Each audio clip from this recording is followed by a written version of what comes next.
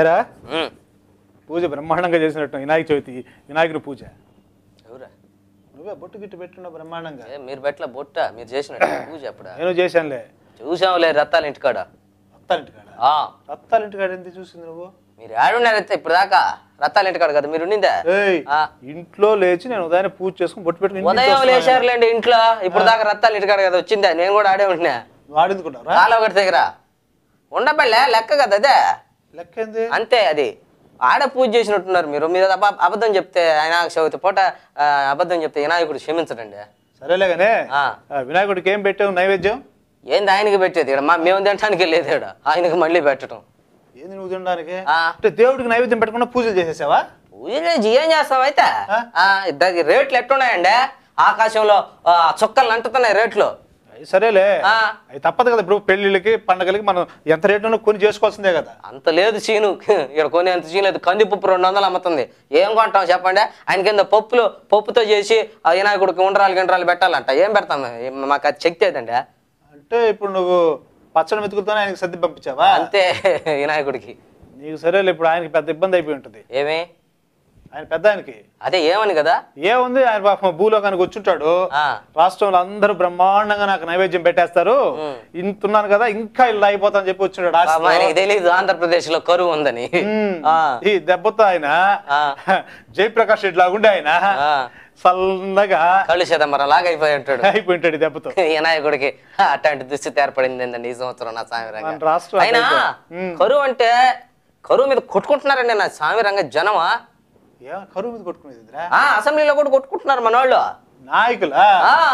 కరువు దెబ్బకి ఆయన పడిపోయింటాడు వినాయకుడు, ఈ దెబ్బకి వీళ్ళు నాయకులు కొట్టుకుంటారు అన్నమాట. ఏందండి నిన్న రాజశేఖర రెడ్డి గారు కరువు మీద మాట్లాడారు. అవును, ఈ విపక్షం వాళ్ళు కూడా మాట్లాడారు.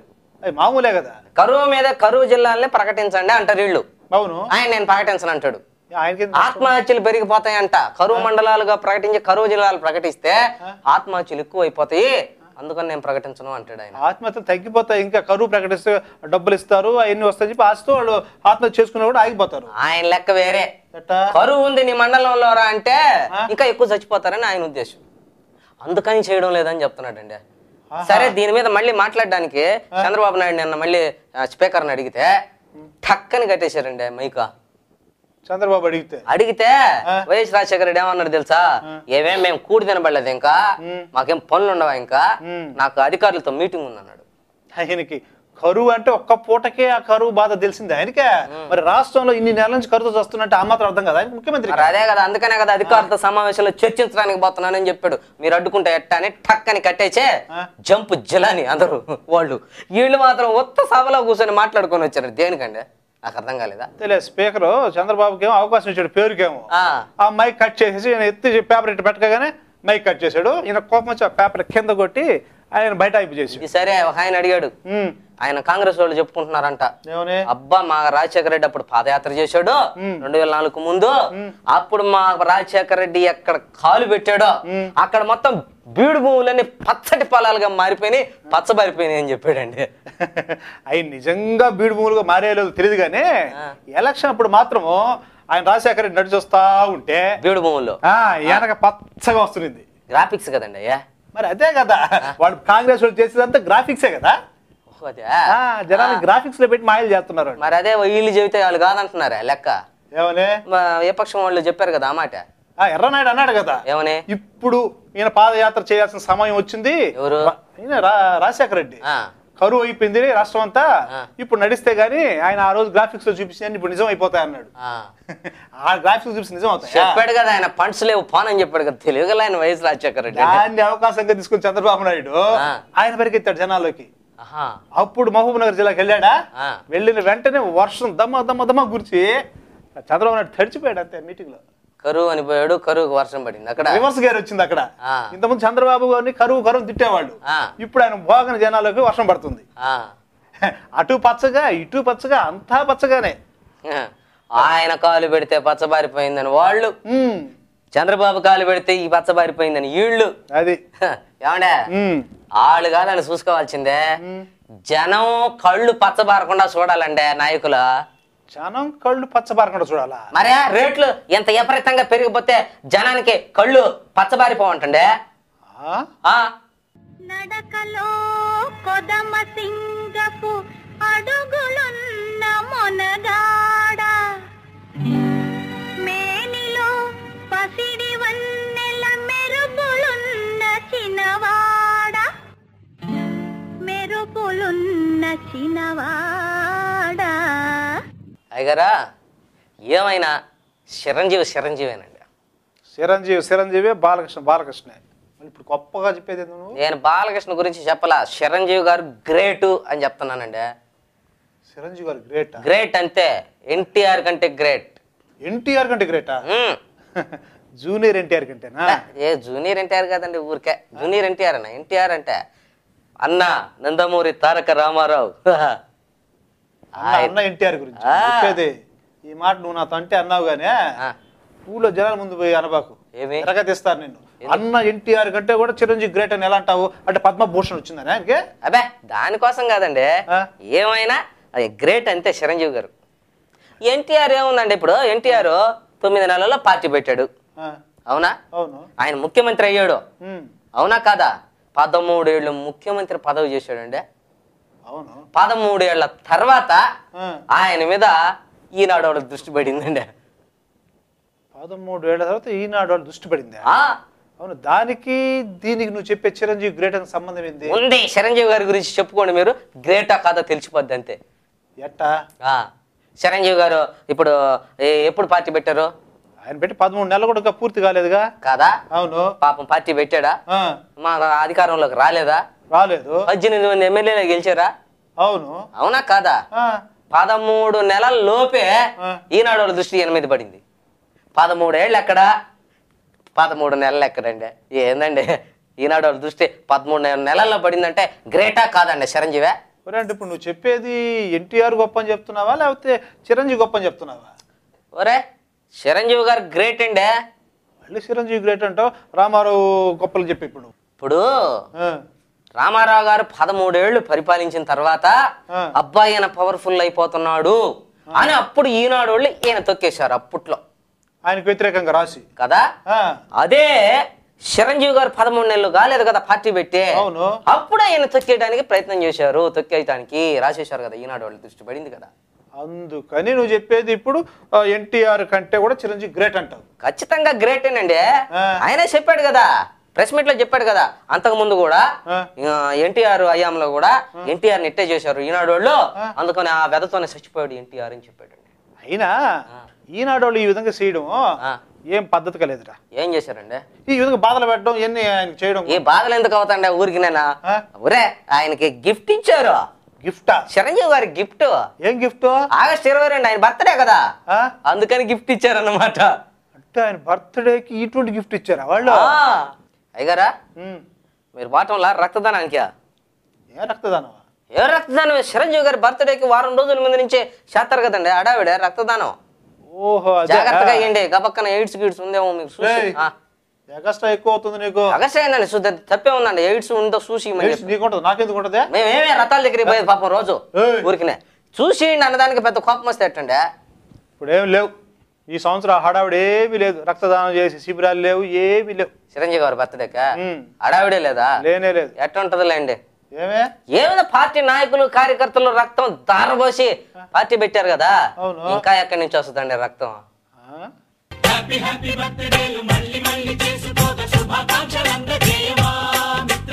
ఆపలేని స్వేచ్ఛ ఉంది, అందినంత ఛాన్స్ ఉంది, అందుకోర పుత్ర రత్నమా నేస్తమా. జీవితానికే అర్థం ప్రేమని మరిచిపోదు మా యవ్వనమే. ప్రేమ అన్నదే సర్వం కాదని చాటుతుంది మా అనుభవమే. చిలిపి వయస్సు వరస తమకు తెలియదా. Happy happy. అయ్యగారా కేసీఆర్ గారు మెంటల్ డాక్టర్ చూపించుకుంటే మంచిదని నా అభిప్రాయం అండి. మెంటల్ డాక్టర్ ఏమైంది కేసీఆర్? ఏమైందండి? ఈ మధ్య కరెక్ట్ టైం ఆఫీస్కి వస్తున్నాడండి. అందరికి ముఖ్యమైన నాయకులందరికీ సెల్ ఫోన్లు, గ్రూప్ ఫోన్లో మాట్లాడుకోవడానికి సెల్ ఫోన్లు కొనిచ్చాడు. అసలు ఇదేంటండి, ఎప్పుడు అసలు జెండా ఎగరలేదంట పార్టీ పెట్టిన తర్వాత. ఆయన ఆగస్టు 15 స్వాతంత్ర దినోత్సవం నాడు ఆఫీసుకు వచ్చి కరెక్ట్ టైంకి జెండా ఎగరేసాడండి. ఇవన్నీ మంచి పనులే కదంట్రా. ఏంది మంచి పనులు? ఇవన్నీ ఇంతకుముందు చేశాడు ఆయన. అందుకనే నేను చెప్పేది డాక్టర్కి చూపించుకోవాలని. ఆయన చెప్పాడు, పేపర్ స్టేట్మెంట్ ఇచ్చాడు. ఏమని? నేను మారిపోయాను అని అన్నాడు. అంతేకాదు రాక్షసుల్లా పనిచేద్దాం అన్నాడు.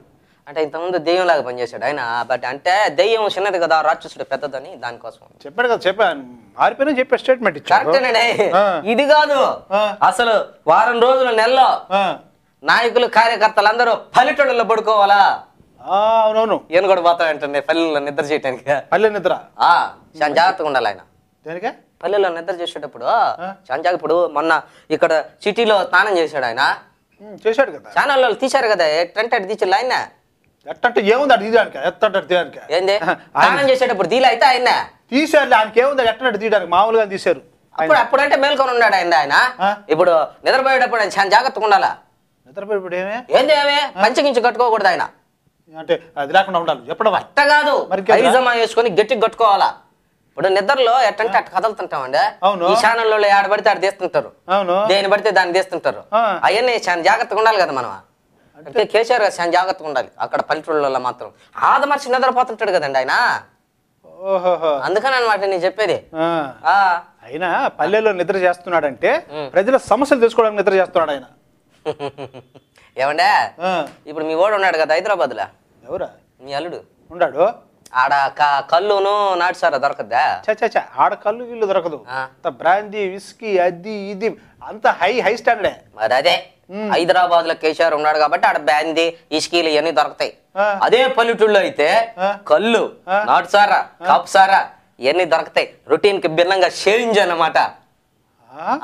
అందుకన్నమాట పల్లెల్లో నిద్ర చేసేది. ఆహా.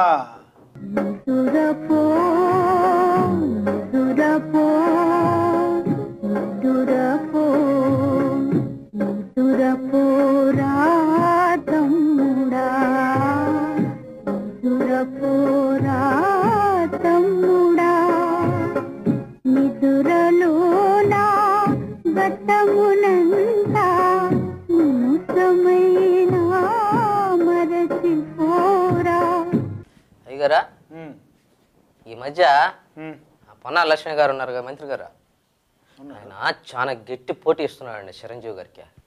చిరంజీవికి నీకైనా మెంటలా? ఆయన చూస్తే కాంగ్రెస్ లో మినిస్టర్ అంటే రాష్ట్రానికి, మరి ఈయన చూస్తే కేవలం ఎమ్మెల్యే. ఆయన బరి చూస్తే అట్టా ఇట్టా ఉంటాయి. ఇక్కడ చూస్తే ఎమ్మెల్యే అన్నాడు ఆయన. ఎమ్మెల్యేనా? ప్రజారాజ్యం పార్టీ అధ్యక్షుడు కదా ఆయన. 18 మంది ఎమ్మెల్యేలు ఉన్నారు ఆయనకి. 292 వస్తాయి అనుకున్నారు, 18 వచ్చినాయి. ఎమ్మెల్యేలు 18 మంది ఉన్నా ఆయనగా. ఆయనకి దీనికి ఈయన ఆయన గట్టి పోటీ ఇస్తున్నాడు అంతే. పొన్నాల లక్ష్మయ్య గారు నన్ను అడిగితే ఎట్టిస్తున్నాడు? ఏం ఎట్టిస్తున్నాడు? అందరినీ కాఫీ తాగిపోమని చెప్తుంటే ఈయన. కాఫీయా? లక్ష్మయ్య, పొన్నాల లక్ష్మయ్య గారు కాఫీ తాగినంత మాత్రాన పోటీ ఇస్తాడా? ఇప్పుడు చిరంజీవి గారు చిరంజీవి గారు ఛాంబర్ లోకి పోయి కాఫీ తాగొస్తున్నారా లేదా? అవును. అవునా కాదా? ఈయన కూడా తాగిపోమంటున్నాడు కాఫీ. అంటే ఈయన కూడా క్యాంటీన్ పెట్టాడు అసెంబ్లీ. అదే అంటే చిరంజీవి గారు పెట్టినాడు క్యాంటీనా? అట్లా అడుగుతున్నారు కదా. కాదండి, ఏం చెప్పాడంటే పొన్నాల లక్ష్మయ్య గారు ఆయన దేనికి మంత్రే? భారీ నీటి పారుదల శాఖ మంత్రులు. కరెక్ట్. అందరూ వచ్చి సార్ మా ఊర్లో సాగునీరు రావటం లేదు, మాకు కాలువలు వదలటం లేదు, మీరు మాకు సాగునీరు ఇయ్యాలి, తాగునీరు ఇయ్యాలి అని చెప్పి గందరగోళం చేస్తున్నారు ఆయన్ని. మరి ఆయన భారీ నీటి పారుదల శాఖ మంత్రి కదా కాదా? ఆయన కదా అందరూ అడుగుతారు వచ్చి. అందుకనే వేసాడు ప్లాన్ ఆయన. నా దగ్గరికి నీళ్ల కోసం రావద్దు, మీరు వస్తే నా దగ్గరకు వచ్చి కాఫీ తాగిపోండి అని చెప్పేసాడు. పో. భారీ నీటి పారుదల శాఖ మార్చులు నీళ్లు అడిగితే కాఫీ తాగమంటున్నాడు. ఓ పని చేస్తే మేలురా. ఏంటంటే కాఫీ టీ సప్లై శాఖ అని ఒకటి పెట్టేసి దానికి మంత్రిగా చేసేస్తే సరిపోద్ది. అంటే ఏందండి మీ ఉద్దేశం? ఆయన సర్వర్ని చేయమనా? అడిగానని అనుకోవద్దు, చెప్పకుండా దాటేయొద్దు. ఏమిటి రహస్యం స్వామి, ఏమిటి విచిత్రం? అడిగానని అనుకోవద్దు, చెప్పకుండా దాటేయొద్దు. ఏమిటి రహస్యం స్వామి, ఏమిటి విచిత్రం?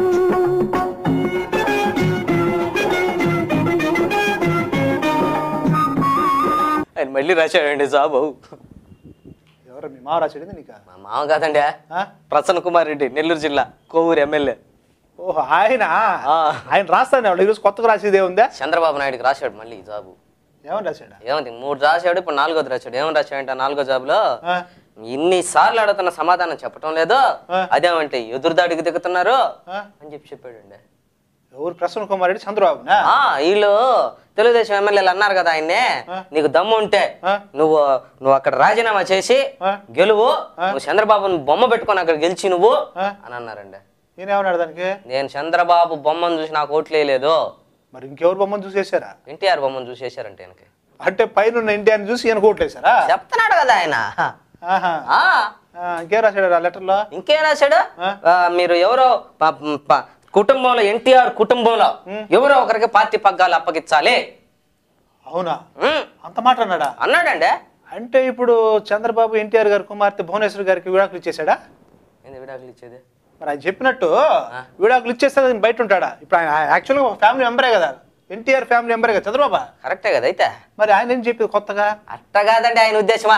అంటే ఎన్టీఆర్ కుటుంబ సభ్యులంటే ఎన్టీఆర్ జూనియర్ ఎన్టీఆర్ కో, బాలకృష్ణకో, హరికృష్ణకో ఈమని. మరి ఆ మాట క్లియర్ గా చెప్తే కదా అర్థం అవుతాడా? ఏంది చెప్పేది? ఇప్పుడు 3 సార్లు రాశాడు సాబు, ఆయనకి సమాధానమే రావటం లేదు. నాలుగోసారి కూడా జాబ్ రాస్తున్నాను, రాశాను, 3 సార్లు రాశాను, నాకేం వచ్చింది సమాధానం అన్నాడు. సమాధానం ఇచ్చాడు కదా సమాధానం చంద్రబాబు. ఏమిచ్చాడా? ప్రేమగా ఇచ్చాడుగా. ఏమిచ్చాడు ప్రేమగా? ఆయన సస్పెండ్ చేశాడు కదా పార్టీ నుంచి. ఆకాశగంగా దూకావే పెంకితనంగా, ఆకాశగంగా జల జల జడిగా, తొలియల జడిగా, తడబడు అడుగా, నిలబడు సరిగా, నా తలపు ముడి వేస్తున్నా నిన్నపగా. అయినా ఈ మధ్య పిల్లకాయలు చాలా చెడిపోతున్నారండి. పిల్లకాయల? ఏ పిల్ల? మీ కొడుకు చెడిపోయాడు? ఆ కొడుకు కాదండి, చిన్న పిల్లకాయలు కూడా ఎట్టు తయారైపోతున్నారు. ఏంటంటే ఏం చేశారా? ఉన్న వర్ధనపేట మండలమా, ఆడ ఇల్లు ఏందని ఉన్న దాంట్లో గవర్నమెంట్ హాస్టల్ ఒకటి ఉందంట. హాస్టల్లో పిల్లకాయలు ఎంత పని చేశారండి. ఏం చేశారు? చాక్లెట్ తిన్నారా? స్వాతంత్ర దినోత్సవం రోజు అండి. అదే చాక్లెట్ తిన్నారేందంట? చాక్లెట్లు కాదండి, బ్లూ ఫిల్మ్లు చూసారు. బ్లూ ఫిలింలా? చిన్న పిల్లలు? ఊరి ఊరి ఊరి ఊరి దేశం ఎట్టబోతుంది అసలు అర్థం కాదు. ఎట్టబోతుంది? బ్లూ ఫిల్మ్ మీద పోతుంది. ఎట్టబోతుంది ఏంది? చిన్న పిల్లలు బ్లూ ఫిలిం చూసేది. వాళ్ళు చూసారంటే ఎడిపోతున్నట్టు లెక్క. నీకు తెలుసు వాళ్ళు చూసారనే? ఒరే ఏందండి ఐ న్యూస్ లో, ఇంకొక ఛానల్ ఎన్టీవీలో ఎన్ని వాళ్ళు అన్ని రికార్డ్ చేసి వాళ్ళు చూసేదంతా చూపించారు, మనకు చూపించారు కదా. అవి కూడా చూపించారా? బ్లూ ఫిలిం అయ్యే ఎక్కడ వెనక కనపడుతున్నాయి, పెద్ద కనపడలా మనకి. నేరుగా వేసేవాళ్ళు నేరుగా వేయాలి కానీ పిల్లకాయల మీద నుంచి తీసుకుపోయి చూపిస్తే ఏం కనపడుతుంది అండి? ఇది కనిపించలేదంట, పెద్దగా ఏం కనపడలేదంట. నేను చూస్తున్నా. నువ్వు చూసా? చూడుకున్నట్టుంటారండి వెళ్ళే బ్లూ ఫిలింలో. పెద్ద చిన్న పిల్లకాయలు చూస్తే మెన చూస్తానికి ఏమంటే దేశం ఎట్టబోతుంది అసలు అర్థం కాదు. వాళ్ళు బాగా చూసా మనకు కనపడకపోయా. ఇదేంది ఇది చిన్న పిల్లకాయలు కూడా ఇటు తయారైపోయారండి. దీని మీద అడిగారండి క్వశ్చన్. ఎవర్రా? మన ఎర్రబల్లి దయాకర్ రావు గారు టీడీపీలో వాళ్ళ ఎమ్మెల్యే. హాస్టల్స్ లో పిల్లకాయలు బ్లూ ఫిలిం చూడడం ఏంది, అసలు ప్రభుత్వం ఉందా చచ్చిపోయిందా అని అడిగాడండి. అంతే కదా, కోపం ఎవరికైనా వస్తుంది. దానికి సంబంధించిన మంత్రి ఎవరా? పిల్ల ఎలుక సుభాష్ చంద్రబోస్ ఎవరో ఉన్నాడంట. ఆయన పిల్లి సుభాష్ చంద్రబోస్, బీసీ సంక్షేమ శాఖ మార్చులు ఆయనే. ఆయన లేచి కొంచెం తెల్లగా ఉన్న ముఖం ఆయననా? తెల్లగా బుల్లి బుల్లి ఉంటుంది ఆయన. ఆయన సమాధానం చెప్పాడు లేచి. ఏమని? దాని మీద చర్యలు తీసుకున్నాం మేము, వాళ్ళ మీద కేసులు కూడా పెట్టామన్నాడు. కేసులు కూడా పెట్టారట? పిల్లకాయల మీద కాదు, ఈ తీశారు చూడు రిపోర్టర్లు, ఏది ఆ రికార్డ్ చేశారా వీళ్ళు సొత్తన్నప్పుడు, వాళ్ళ మీద పెట్టాడంట కేసులు. ఆయన వాళ్ళ మీద పెట్టాడా? వాళ్ళిద్దరి మీద పెట్టాడంట. ఆయనకి ఎందుకండి కోపం? నాకు అర్థం కానీ అంతలా వచ్చింది ఏందండి ఆయన కోపమా? మనిషి అంతా కాస్త నీతి నిజాయితీ ఉండాలరా. దేనికి? దేనికా? ఇప్పుడు ఈయన ఈ పిల్లి సుభాష్ చంద్రబోసు పిల్లి లాగా ఆయన చూద్దాం అనుకున్న బ్లూ ఫిలిం సీరియల్ ని ఎవరో కొట్టేసి ఎక్కడో ప్రదర్శించేస్తే ఈయన కోపం రాదా? ఏంది లేసుకున్న ఏం దాచి పెట్టుకున్న బ్లూ ఫిలింలా? మరి అందుకే ఆయన కోపం వచ్చిందా? నీతికి నిలబడి నిజాయితీగా పదరా, ముందుకు పదరా, పదరా ముందుకు పదరా. నీతికి నిలబడి నిజాయితీగా పదరా, ముందుకు పదరా. చల్ రే బేటా చల్ రే.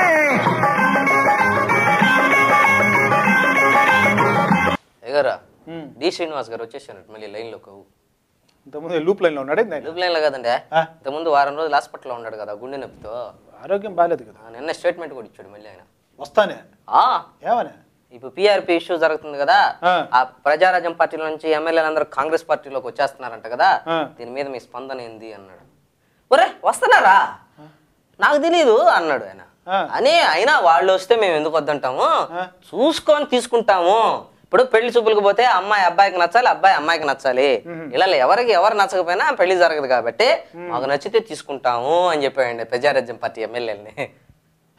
ఈయనేమో పెద్ద ఫోజులు కొడుతున్నాడా, అక్కడ వైఎస్ఏమో మాకు ఎమ్మెల్యేలు కావాలి అంటున్నారు. కరెక్టే, ఏం చెప్పాడు కదా, వాళ్ళు వస్తే వద్దనమని చెప్తున్నాడు ప్రజారాజ్యం వాళ్ళు. ఈ మాటని నాకు ఏడో తగులుతుందండి. ప్రజారాజ్యం పార్టీ అధ్యక్షుడు చిరంజీవి గారు ఫీల్ అయిపోతాడేమో నాకు అనుమానంగా ఉందండి. అంటే డిఎస్ చెప్పిన మాటలన్నీ విని చిరంజీవి ఫీల్ అవుతాడంటావు? ఫీల్ అయిపోతాడేమోనంటే. చచ్చినా ఫీల్ కాడు చిరంజీవి. ఎందుకు కాడంటే? చచ్చినా కాడంతే. ఎందుకు కాడని? ఎందుకంటే కాంగ్రెస్ పార్టీలో డిఎస్ ఒట్టి డమ్మి కాబట్టి. ఎవరు నీవు నీ రూపమేది ఏమని పిలిచేది నిన్నేమని పిలిచేది. అయ్యారా మన రాజకీయ నాయకులు ఎలక్షన్స్ కు ముందే స్పృహలో ఉంటారండి.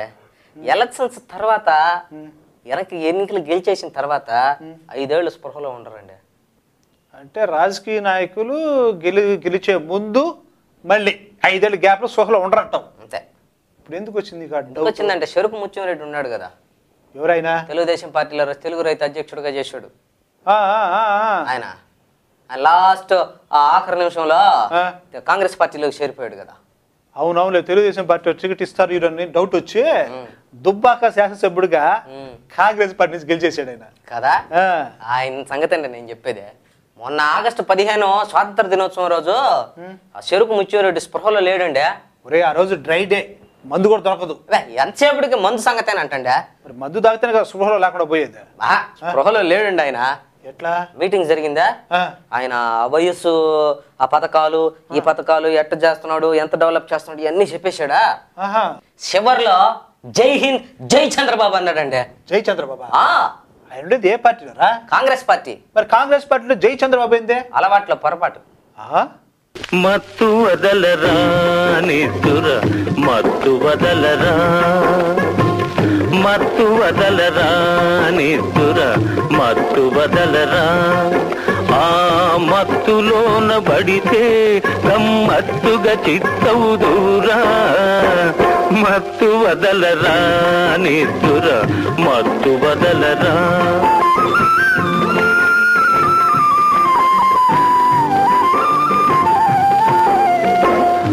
ఏమైనా చిరంజీవి గారి పక్కన ఉండే ఎమ్మెల్యేలు మాత్రం వెలగెట్టి ఎమ్మెల్యేలు అండి. 18 మంది గెట్టోళ్ళే. ఇంత ఆటుపోట్లు వచ్చి ఈనాడులో ఆంధ్రజ్యోతులు అంతలో కథనాలు వచ్చినా కూడా తట్టుకొని నిలబడి ఆయన దగ్గర ఉండారంటే చిన్న విషయం కాదు కదండి. అంటే ఏంద్రని చెప్పారు కదా వాళ్ళందరూ.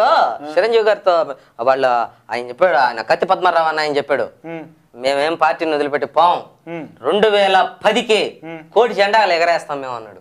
2010కా? అంటే వచ్చే సంవత్సరం కదా చెప్పాడు. కోటి జెండాలు ఎగరేస్తాం అంటున్నాడు ఆయన. అబ్బో, ఇదేమని చూసారు మీరా? అసలు రోజుకు ఒకరి గురించి, రోజుకు ఒక జిల్లాలో ఒకరి గురించి రాస్తున్నారు, ఇదేం పద్ధతి అని అడిగారండి. కరెక్ట్ కదా అడిగింది. ఏంది? అందరిని కలిపి ఒకేసారి రాస్తే బాగా స్ట్రాంగ్ గా ఉంటది. అంటే అందరిని బొమ్మని కలిపి తొందరగా. అంతే కదా పద్మారావు చెప్పింది. ఊరికంటే వాళ్ళు అట్టోళ్ళు కాదా. పిఆర్పి ఎమ్మెల్యేలు అంటే పిఆర్పి ఎమ్మెల్యేలే 18 మంది ఏకతాటి మీద నిలబడి మేము చిరంజీవి గారి ఎంట మేము ఉన్నామని చెప్తున్నారండి. ఏమన్నారా? చిరంజీవి గారి అంటే మేము ఉన్నాం అన్నారా? అంటే ఆయన టికెట్లు ఇచ్చిండే వాళ్ళకి. మళ్ళీ ఏం టికెట్లు? అదే మగధీర సినిమా టికెట్లు ఇచ్చిండా, అందుకని ఆయన వెంటే ఉన్నామని చెప్తున్నారు ఎమ్మెల్యేలు. అంటే సినిమా చూసి వెళ్ళిపోతారు వీళ్ళు కూడా. మరి అంతే కదా. నీవు లేని నేను లేను, నేను లేక నీవు లేవు, నేను నువ్వు నువ్వే నేను నేను నువ్వు నువ్వు నేను లేని ఈ జగమే లేదు. నీవు